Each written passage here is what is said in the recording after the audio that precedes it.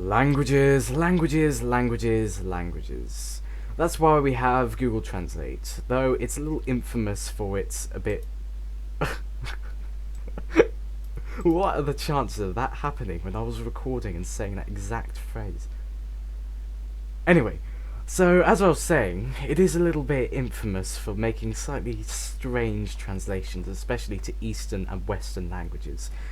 But, I thought it'd be a good idea to make this in PowerPoint. So without further ado, let's get started.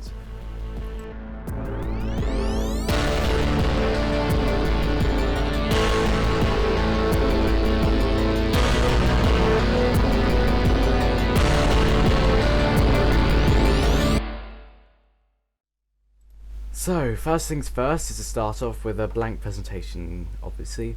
And the first things I'm going to do is I'm going to create a user interface. Now, what is a user interface? If you haven't heard of it, it's the way that the user interacts with the program. So it could be text boxes, buttons all over the place, just like this ribbon in a PowerPoint is a user interface. So I'm going to start making and designing the user interface for the Translator application in PowerPoint using shapes. So give me a few minutes and I'll be done.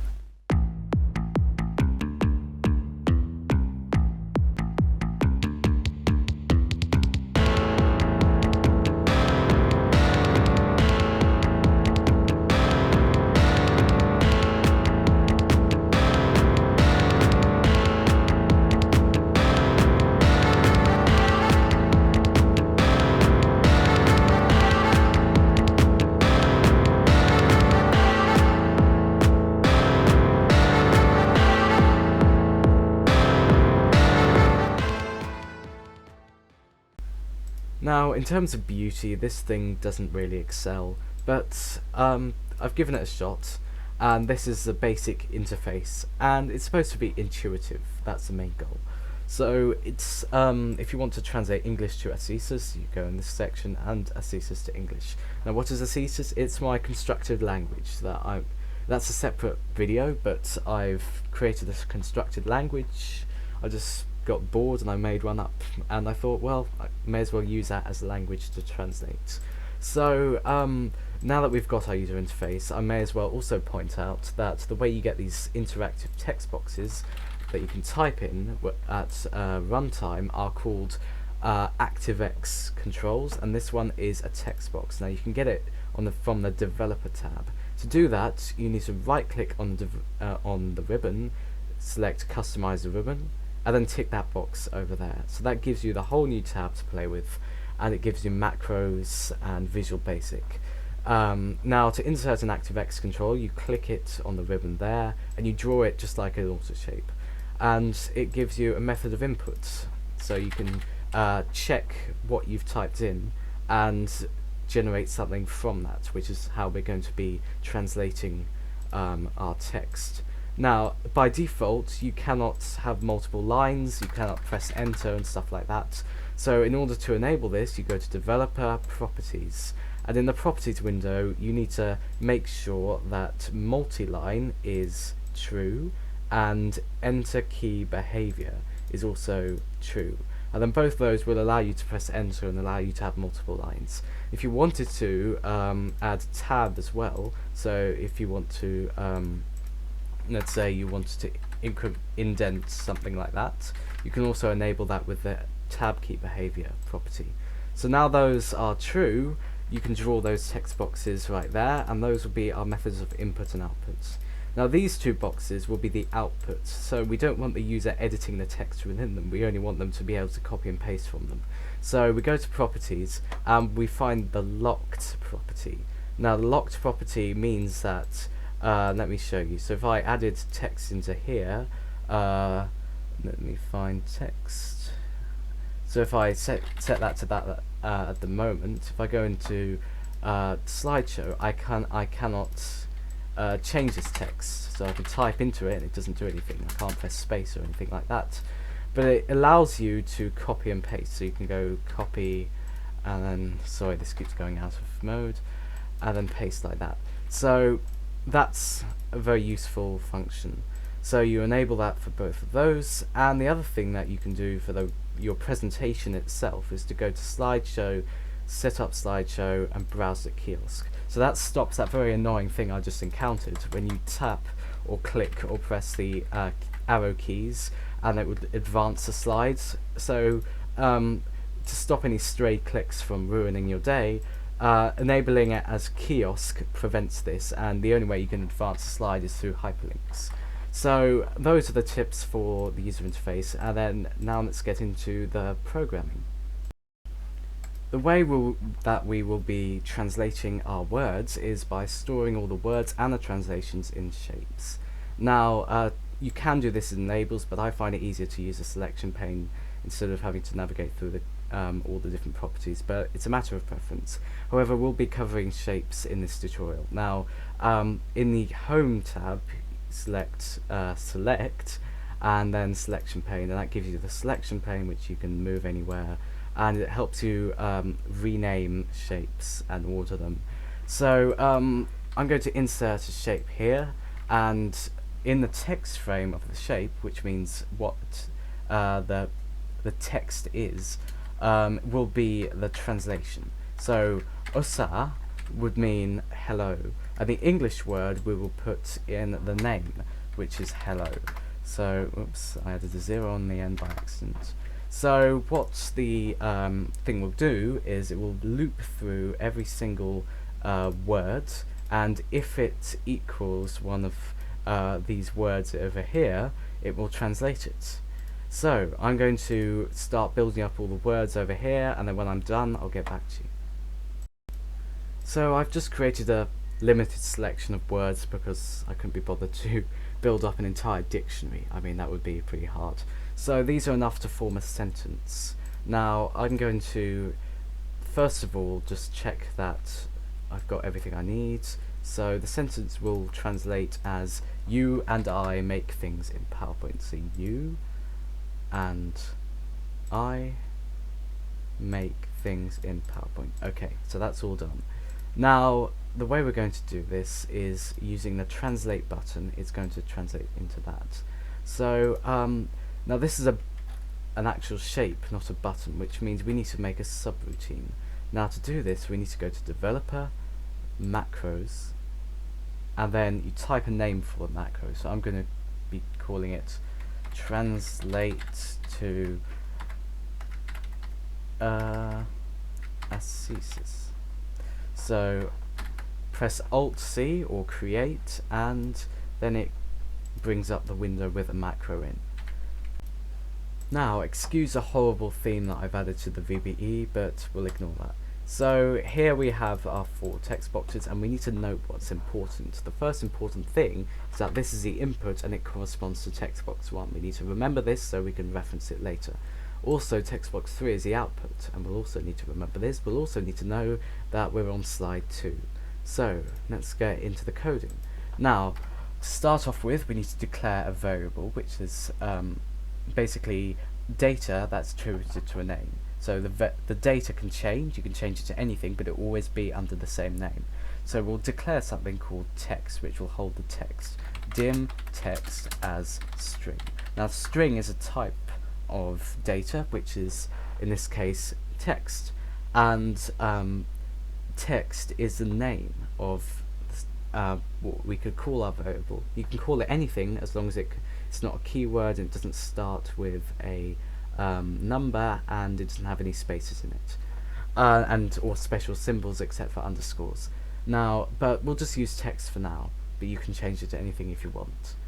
Now we're going to set text, so we're going to go text equals slide 2, because we're on slide 2, dot text box 1, because it's that text box which is the input, dot text. So that takes, on slide 2, it finds text box 1 and it gets its text and it puts it into the variable called text. So now text equals that.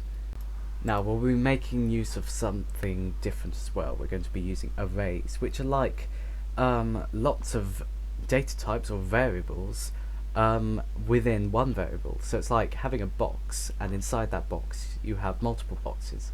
So to do that, you say dim we're going to call it words, should we? Words. We must put the open bracket and close bracket to show that it's a an array, and we don't put a number between there, because if you do put a number, that means it will have 4 variables in that variable. But we're not going to have that. We're going to have an unset amount. So dim words as string. So these are all going to be strings, just as we had text, because they're all words and they need text in them. Now the way we're going to set a single variable into and put it into a whole array is by splitting it, which means it will go through all the different words, cut them out, and put them into the array. Now the way we're going to use this is a split function. So we go words equals split open bracket. So that will give us a split function. Now the thing we're going to be splitting is text, and the delimiter, which is a thing in between each word, is a space, which is true for all Western scripts, and indeed lots of scripts on this planet. And then we'll end that with a closing bracket. So that will split text and put it into words. So now each one of those variables inside words is a word of You and I Create Things in PowerPoint. The next thing we're going to do is we're going to loop through each one of these. Now we're going to declare something called a variant. Now a variant can be any data type except for an array, which means it can be a number or a string. Now the reason we're going to be using a variant is because we can't use a string to loop through. Otherwise, well, it won't work. Don't ask me. Now we're going to say dim, and we'll call this in word, but you can call it anything, as variant. So that will create a variant, and it will loop through. We're going to do this for each in word in words, and then we're going to end it with next. Now this will go through each word, and each time it goes through it, it will set what's in that word to in word. So let's say you're in the 4th variable in words, the 4th word, it will set that 4th word to this variant, which is in word, which we can then use inside this statement to manipulate it. Now we're going to put another for loop in. So we're going to go, and over here we're going to declare another thing. Now instead of using a variant, we're going to be using shapes. So we're going to say dim in translate, or we'll call it in, I don't know, in shape as shape. So I said shape, but this isn't shape, so let me just change that. So now we're going to loop through each shape every time you loop through each word. So we're going to go for each in shape in slide 1 dot shapes. Now that means every shape on slide 1 it will loop through, and we need to close that off with a next as well. Now we're going to say if the word is the same as what's in the shape, let's say it goes through you, and it will search through all of these, and if it finds you over there, then it will translate it and add it to the new thing. So we're going to go if in word equals in shape dot name, because the name is the English version. Then, so this is an if statement and it checks for something, and our condition is that in word is the same as the name of the shape. So if that happens, this code will execute, and we're going to set slide 2 dot text box 3, which is our output dot text, equals, we'll just copy it again because it's setting it to itself and something else. So to that, and we'll use the ampersand, or you can use the add, either way. And then we're going to set that to the translation, which is the text frame of in shape. And the way we're going to do that is in shape dot text frame dot text range dot text. So now that will append that word to the new output. Now of course these don't have any spaces in, so we're going to, in between ampersand and in shape, we're going to add a space there and join them up with another ampersand. Where is it there? So it turns out I typed end instead of endif. That was stupid.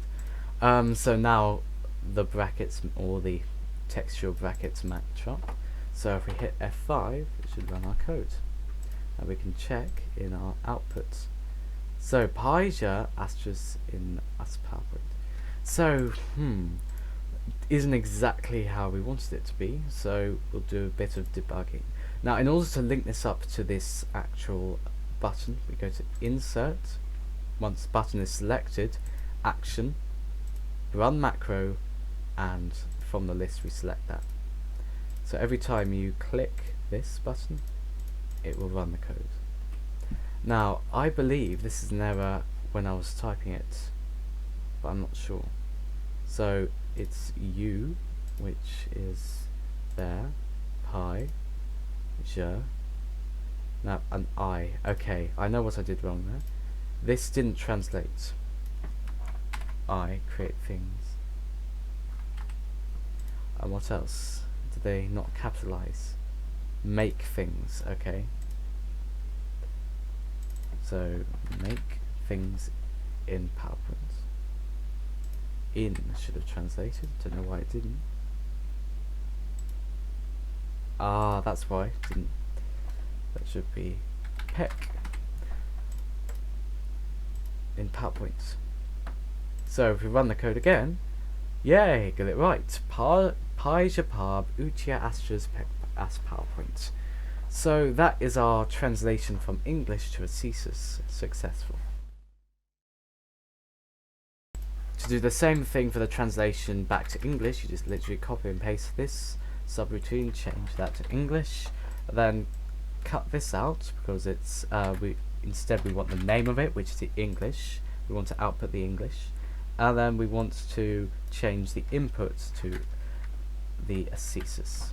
So now that will just literally reverse it. We also need to make sure the text boxes correspond to this one. So that's everything that is text box 2 and everything that is text box 4 will replace everything that is text box 1 and text box 3.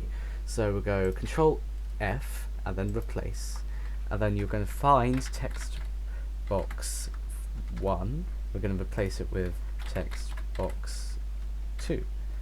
Press replace all in this. Oh, that was accident. Whoops. Okay, undo that. No, sorry.